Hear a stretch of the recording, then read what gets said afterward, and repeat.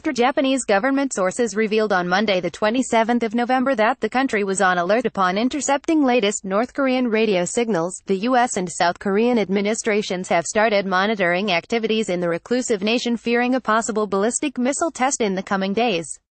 North Korea might launch a missile within the next few days, one of the government sources in Tokyo said, based on the intercepted signals.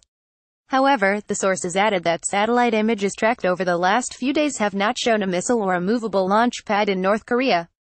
The sources suspect that the radio signals could also mean the start of winter training for the North Korean military, Japan's Kyodo news agency wrote.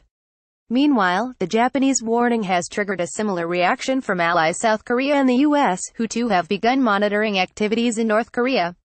The South Korean military is closely monitoring and tracking possible North Korean provocations in collaboration with the U.S. Army. Colonel Roh Jae-cheon, spokesman of the Joint Chiefs of Staff in Seoul, said on Tuesday. A Seoul government source added that they have witnessed signs of brisk activity at missile bases across the border in recent days. More monitoring is needed to gauge whether the North is trying to launch a missile or is preparing for winter training that starts in December, the source noted, according to Yonhap news agency.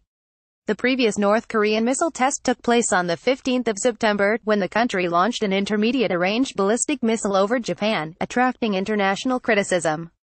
The move enraged Washington, and U.S. President Donald Trump put North Korea on the list of state sponsors of terrorism. The South Korean source said there were signs of increased use of communication devices by the Pyongyang regime, and a day ago, the country appeared to have operated radar that tracks a missile's trajectory. Besides keeping a close tab on Pyongyang's activities, the three ally nations, Seoul, Washington and Tokyo, are also sharing related information amid growing threats from the North, the source added.